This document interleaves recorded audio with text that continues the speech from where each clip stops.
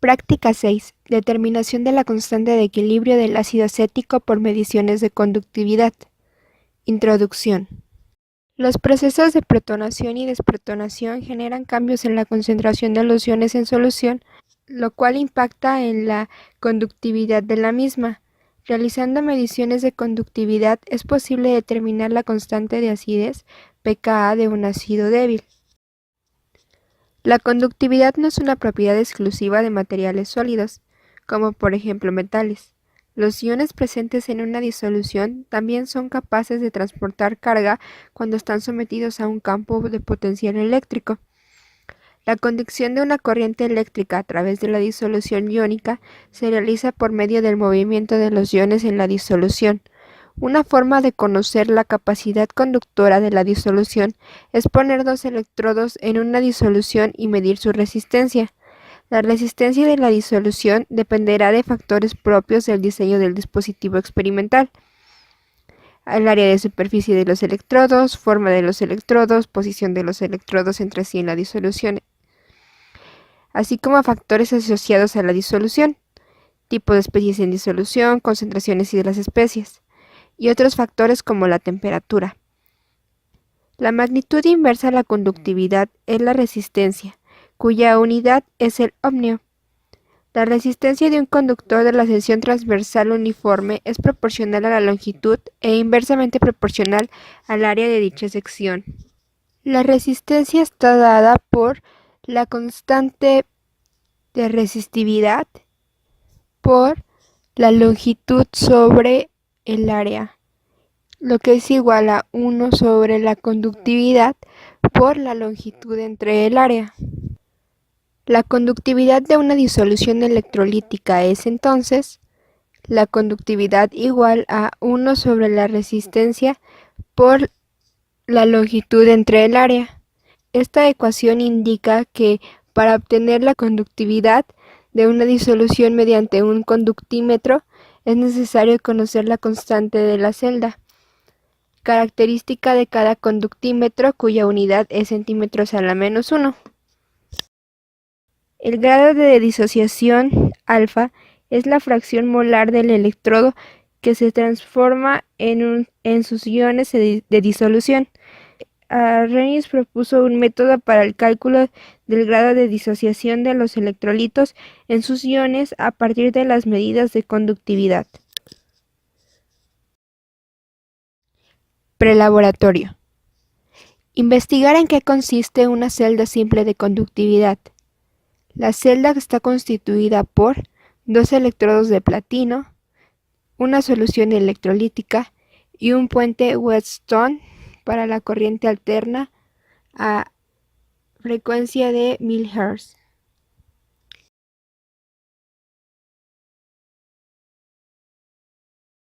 Definición de conductividad y sus unidades. La conductividad es el nombre que designa a una propiedad física que está presente en algunos cuerpos, materiales o elementos y que hace que por los mismos sean capaces de conducir a través de ellos a la electricidad o al calor. Las unidades de la conductividad son los Siemens por centímetros a la menos 1. Dependencia de la conductividad molar con la concentración para electrolitos fuertes y débiles. La conductividad molar depende de la concentración del electrolito. Sería independiente de la misma si la conductividad fuese directamente proporcional a la concentración, pero esto no es así debido a que la interacción entre los iones es disociativa a concentraciones bajas y asociativa a concentraciones altas. Experimentalmente se observa que varía con la concentración de manera diferente en el caso de electrolitos fuertes y débiles. Por un lado, los electrolitos fuertes, como el cloruro de potasio y el ácido clorhídrico, etc., muestran una disminución lineal de la conductividad molar con la raíz cuadrada de la concentración. Y los electrolitos débiles, como el ácido acético, el agua, etc., muestran valores máximos de conductividad molar cuando la concentración tiende a cero, es decir, a disolución infinita, pero disminuyen rápidamente a valores bajos cuando aumenta la concentración. Ecuaciones para determinar la constante de disociación de un ácido débil y su conductividad molar a disolución infinita. Experimentalmente, la conductividad equivalente a disolución infinita puede obtenerse para el caso de un electrolito fuerte por extrapolación, graficando los electrolitos débiles. Los electrolitos débiles no presentan un comportamiento lineal. Su disociación se incrementa con el aumento en su dilución. Así, Arrhenius sugirió que el grado de disociación alfa de un electrolito estaba relacionado con la conductividad molar por la siguiente ecuación, donde alfa igual a 1 es el electrolito totalmente disociado y alfa igual a 0 no disociado. También, para el caso de los electrolitos débiles, es posible encontrar la constante de ionización y la conductividad equivalente a disolución infinita, graficando siempre que el electrolito cumpla con... Diagrama de flujo. Prepare 100 mililitros de hidróxido de sodio 0.1 molar. Prepare 3 soluciones de 10 mililitros de biftalato ácido de potasio 0.1 molar. Titule cada una de las soluciones de biftalato de potasio con hidróxido de sodio empleando fenolftaleína como indicador.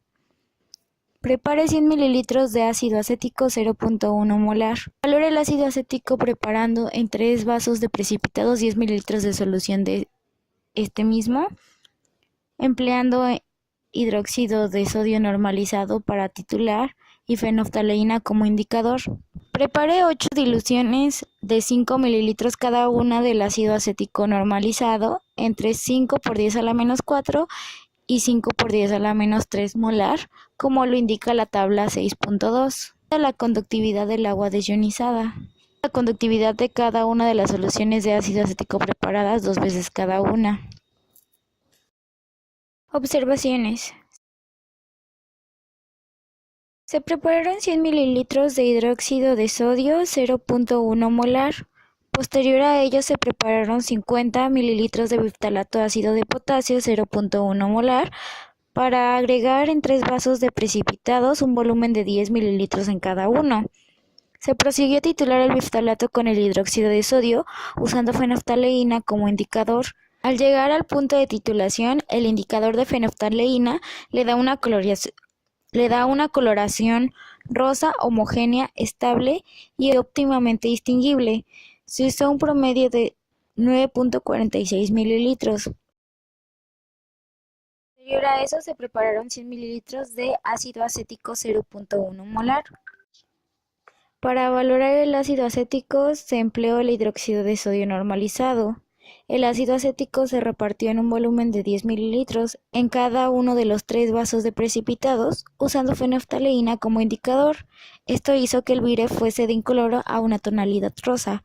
El volumen gastado fue de un promedio de 9.3 mililitros. A partir de conocer la concentración del ácido acético, se prepararon 8 diluciones de 25 mililitros cada una del ácido acético normalizado con las concentraciones que marca la tabla 6.2. Se midió la conductividad del agua desionizada usada como blanco y se prosiguió a medir la conductividad de cada una de las soluciones de ácido acético preparadas. Esto se hizo 2 veces. Resultados y discusión. Una vez realizadas las observaciones de la práctica 6 de la determinación de la constante de equilibrio del ácido acético por medio de conductividad, se registraron en las siguientes tablas cada uno de los valores obtenidos al momento de realizar las titulaciones propuestas por la metodología. En la tabla número 1, que es esta es la tabla número 2, en la tabla número 1 se reporta el volumen empleado de hidróxido de sodio frente a un volumen dado de biftalato de potasio frente a una concentración dada de biftalato de potasio. Así pues, mediante la fórmula CB es igual a CB, considerando que de un lado las variables son del biftalato de potasio y del otro de la concentración del hidróxido de sodio, se despejó esta fórmula, así obteniendo una concentración para cada caso de mililitros y una concentración promedio, la cual es la misma que se utiliza en la tabla número 2 de esta experimentación. lo cual corresponde a la segunda parte de titulaciones. De la misma manera, se empleó cierto volumen de hidróxido de sodio en la experimentación con un volumen dado de ácido acético y la concentración dada de hidróxido de sodio, así obteniendo cierto número de concentraciones del ácido acético y un promedio de la misma. Así, para comenzar a llenar la siguiente tabla propuesta. Antes que nada, la ley de disolución de Ostwald permite concluir que cuanto menor es la concentración del electrolito, mayor será su grado de ionización, lo que significa que el grado de ionización aumenta a medida que se diluye la disolución. Así, aquí en el experimento, al realizar las pruebas de conductimetría, se nota que en el experimento número 1 se reporta una concentración de 0.005 molar de ácido acético con una conductividad de 198, mientras que para el experimento número 5, cuando es 0.003 mayor veces la concentración de ácido acético, la conductividad disminuye 7 unidades a 191. Así, teniendo después, se registra que en la cuarta columna de la constante equivalente solamente es la conductividad a la menos 1. La conductancia equivalente es de la cuarta columna. La conductividad molar, que es igual a este símbolo, es igual a la conductancia equivalente sobre la concentración. Así obtuvimos cada uno de los valores de la columna número 5.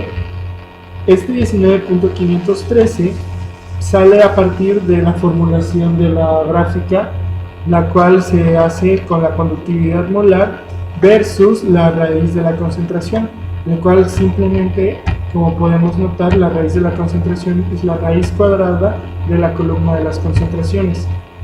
¿Ok? Ahora, se graficó cada uno de estos valores de conductancia sobre la raíz de la concentración y así podemos ver que se sigue la tendencia a un electrolito débil, el cual es el ácido acético. Teniendo la fórmula para que represente este experimento, Y es igual a 19.513 por 10 a la, E a la menos 38.55 por X.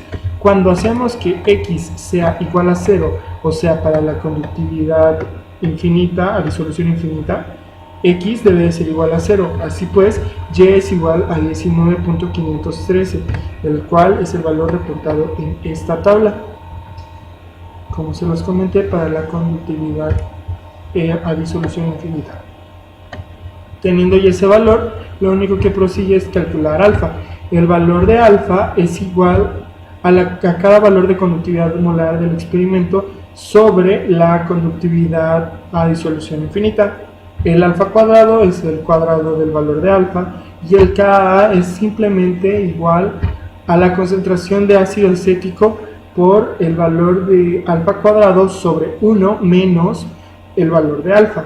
Así obtuvimos cada uno de los valores de la Ka para cada experimento y se obtuvo un promedio que fue igual a 3.56 por 10 a la menos 5, el cual se compara con el valor teórico para el ácido acético respecto al Ka. Como podemos observar, tiene la misma magnitud de por 10 a la menos 5.